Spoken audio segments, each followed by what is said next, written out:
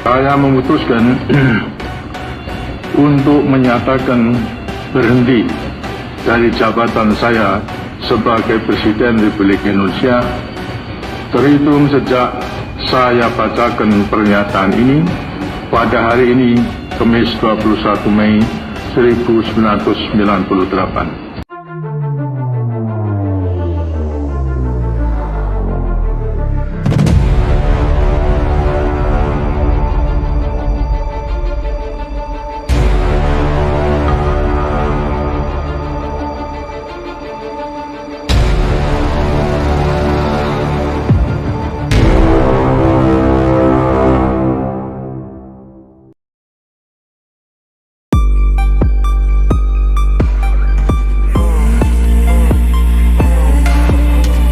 Demo tolak kenaikan BBM.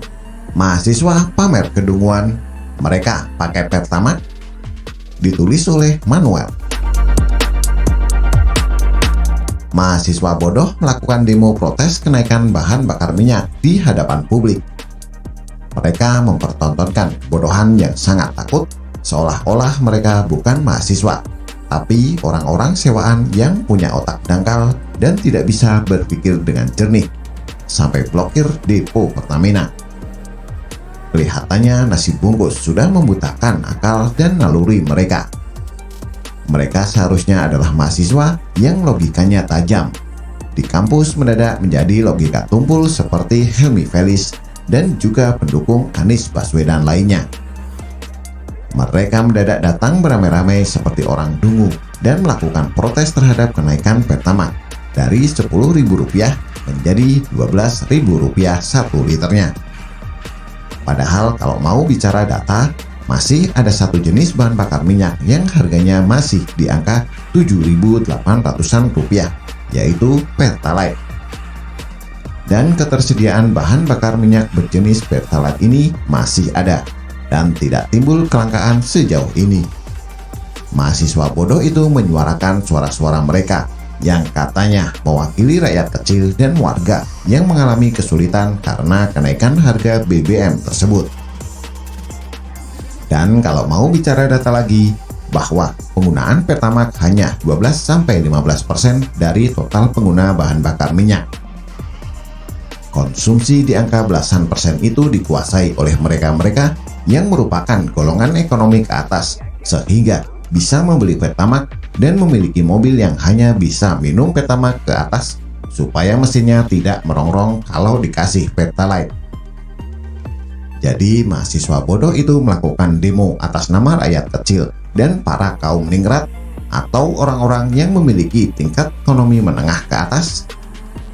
Mereka menggunakan nama rakyat kecil untuk bersembunyi di balik sewaan yang dilakukan oleh para politisi dan juga orang-orang yang memiliki kepentingan untuk menjatuhkan kepemimpinan Presiden Joko Widodo yang sangat ketat terhadap penyelewengan dana dan juga aksi korupsi. Kemampuan mahasiswa bodoh ini dieksploitasi oleh para orang-orang yang berkepentingan itu untuk menjatuhkan Presiden Joko Widodo dan pemerintahannya. Alih-alih mahasiswa pada tahun 1998 berhasil jungkirkan kekuasaan rezim Soeharto yang merupakan pimpinan terkorup di abad 21. Romansa-romansa demikianlah yang membuat orang-orang berkepentingan itu menggunakan mahasiswa bodoh yang otaknya dangkal dan melakukan demonstrasi besar-besaran beberapa kali. Saya hitung-hitung sudah 3 atau 4 kali lebih. Bahkan para mahasiswa ini melakukan demonstrasi dengan agenda yang tidak penting dan ternyata mudah sekali dipatahkan logikanya. Identitas mereka justru makin jatuh dan harga diri mahasiswa berubah menjadi mahasewa. Otak mereka sudah dicuci dengan ideologi-ideologi yang salah, sehingga otak mereka dan kecerdasan mereka pun menjadi sangat dangkal dan tumpul. Saya kira ini adalah sebuah fakta yang tidak bisa kita pungkiri bersama-sama, bahwa kejayaan mahasiswa saat ini justru berkebalikan dengan kekuatan mahasiswa pada tahun 1998 bersama-sama dengan Adian Napitupulu dan Budiman Sujatmiko. Kalau kita mau lihat tokoh siapa yang bisa diambil dari perkumpulan mahasiswa dungu itu, Apakah Zaadi Taqwa, si orang UI yang demo dan protes terhadap jalan tol yang hanya bisa digunakan oleh orang kaya, tapi mereka lupa bahwa ada jalan lain yang tidak harus lewat tol? Apakah seperti orang-orang yang masuk ke dalam kumpulan social justice warrior seperti cucunya Bung Hatta yang hanya bisa komentar kritik tanpa memberikan solusi kepada pemerintah, padahal dia lulusan sejarah perang di luar negeri? Saya kira pandangan seperti inilah yang membuat nama mahasiswa dan harga diri mereka jatuh ke lantai dan pecah terkeping-keping. Sebetulnya saya ada di antara kasihan atau miris dan lucu melihat orang-orang semacam ini. Mahasiswa tidak diberikan data yang benar, apalagi melihat satu kampus besar di Indonesia yang harusnya memiliki pemikiran yang tajam dan mantap soal ilmu pengetahuan, malah digunakan dan dieksploitasi untuk bikin sabun anti najis. Najis betul, bukan? Semoga saja dengan pandangan yang saya tuliskan di dalam artikel ini bisa membuat kita semua melihat bahwa sekarang bukan lagi eranya mahasiswa.